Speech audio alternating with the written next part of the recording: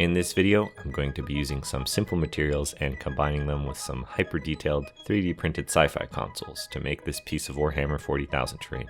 With the addition of LEDs, we're going to set the scene for a mysterious battle, which could be taking place on a long-lost forgotten outpost or a derelict spaceship. The armies of chaos could be lurking around any corner. I'm going to be trying to contact an old friend as well. Let's see if our little experiment works. A lot of the inspiration for the mood for this type of terrain came from 80s and 90s sci-fi horror. Movies such as Alien or Event Horizon, among others. I wanted the terrain to be relatively small, so the dimensions I'm going with are around 10 by 10 inches or 25 centimeters. The general construction starts as cardboard rectangles. I'm using some double corrugated stock I had from a large appliance. This is a lot sturdier than the regular cardboard. Small aside, if you want to see awesome stuff made from cardboard, go check out Wylock's videos. They're a huge inspiration for a lot of these builds. Once all the rough shapes are done, I cover it up with some plastic card, also known as sheet polystyrene. To get this, you can either order it in small sheets from Evergreen Models or on Amazon, or you can look in the signage section of the hardware store. This section has various size signs which are printed on polystyrene plastic card like this. It does usually only come in the one thickness, 1mm. For the volume, this is a much cheaper alternative than the Evergreen sheets you can get. Now, before moving further, this is the step that we need to think about any LEDs we want to run. I'm going to be hiding them inside these box shapes, so I need to think of a place to put the battery and the switch before I'm going to run the wires through. I actually use these straws here to hide some of the wires going across the second set of structures, functional and decorative. To connect everything, I'm using some scavenged network cables. One strip. These small wires are perfect for this type of work. And it even comes in different colors, so I can color code my positive and negative leads and not confuse myself. You can go absolutely crazy here and add blinking lights of various patterns, but I'm not getting too fancy with the circuitry. We're just hooking up the LEDs in series, 2 or 3 at a time, and branching off to parallel circuits so that they still function. Norp, come in Norp, can you hear me? Including a small resistor to regulate the LEDs and make sure they don't burn out. If you're not sure what value resistor to use, Google an Ohm's law calculator and that'll sort you out. Since I'm planning my final paint scheme to be very skewed towards blue colors, I'm going to be choosing LEDs that reflect that here. Blue and white to give cool colors to the build. As I test this... What's happening? Hello? Once I'm happy with the LEDs, I use some construction adhesive to secure all the shapes to the square MDF base. This glue hardens into a really good bond, so I prefer using it for structural parts of the build. I clean up any excess with a paper towel, and I'm careful not to get any of it on my skin. Help me. Hello? Alright, it's time to cloud the rest of the cardboard and plastic card here.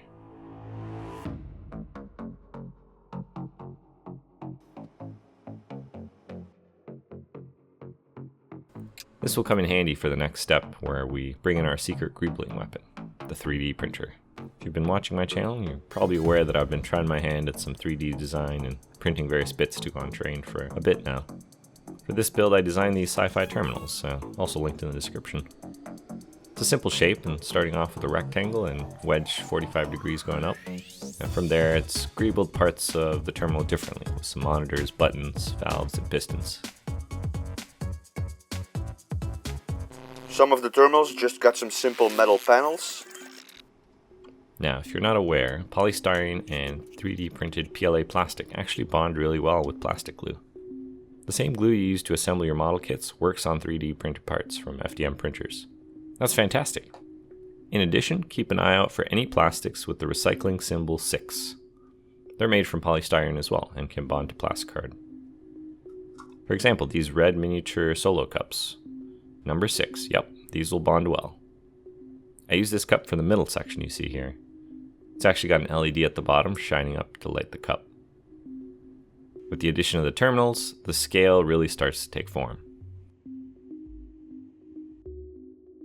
I came in with some more pipes and other parts I had 3D printed a while ago, and we're just sitting in my pile of greebles. Garden wire is also useful here, and you can pre-bend it into the shape you want, and then drill it or stick it into the plastic so it's super secure. The middle section is going to be the focal point of the whole project, so I took extra care to make several sets of pipes and conduits leading into it to draw the eye. You can see this type of feature on nuclear reactor cores. Reference images such as these inspired this section. I didn't limit myself to styrene rods, I also used drinking straws and paper straws as well. All these tubular objects from various diameters work really well to get the variety and depth. When working with styrene sheets, it's a good idea to periodically sand down the edges once the glue is set. This helps blend the joinery for a more believable look, otherwise you get these sharp corners. The floor and the interior got a different treatment. I took the time with some carefully cut pieces of EVA foam, and then I stenciled some patterns with an X-Acto knife and sealed it with a heat gun to bring out the pattern.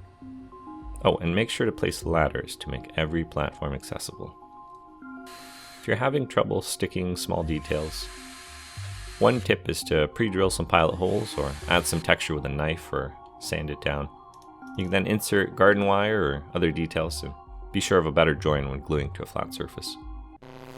After adding a lot more details, this is what we have to work with. I used something I knew would bond well. 2-part adhesive, epoxy glue, or 5-minute epoxy. If given enough grit and contact surface, this will bond to anything, and it has a very high tensile strength. Hello?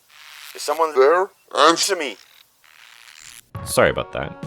You can see here I add some texture spackle to various bits, and this will help unify some of the hard edges, as well as provide some rust and worn texture to the otherwise immaculate surfaces. Then it's off to priming. Make sure to do light passes of paint to avoid drips from too much pooled paint. The solvents of the spray can can also damage this type of plastic, so take care to spray from a distance. For the paint scheme, I did use my airbrush to get some pre-shading down. Black in all the crevices, and then coming in with a brush to base coat a lot of the details in brown and blue. Narp, I've been trying to reach you. The experiment worked. I can see you through the vortex. It looks like we're tapping through to another dimension. I can see Dark Matter Workshop through the void. Welcome to the workshop, you magnificent bastard. It looks like he's built a similar structure and was able to link to us. Damn, lost him. Okay, well now I need to finish up this paint job. Maybe we'll be able to bridge the connection again. To get a nice paint chipping effect, undercoat with brown, then cover splotch of the surface in latex rubber. Once dry, apply the desired top coat. In my case, teal and blue. And after the top coat dries as well, you can come in and rub off the paint to reveal parts of the brown underneath. This technique I first saw on Abandoned Miniatures channel. Awesome videos if you haven't seen them yet. You'll also notice that I added some special shoutouts to some of my latest patrons. Thank you so much. Oh, and for all my patrons, you can also get access to all my 3D designs as I release them as well. We also have an awesome community Discord where we chat about all things tabletop and crafting. To add some more weathering, I use Steve Fammon's sponging technique of controlled pressing with a sponge. This gets some extra realistic weathering. Now, speaking of weathering, let's also throw a bunch of pastel weathering powders. Some red and brown would work well on this terrain to offset the cold colors. Now let's see if we can contact Dark Matter Workshop again. Do you read me? Hello? Yes, I can hear you. The forces of chaos will consume you. Turn it off, Narp. Shut the damn thing off. Be sure to check out Dark Matter Workshop's video in the description of how he used an entirely different set of techniques to get a similar piece of terrain. I'll catch you on the next one.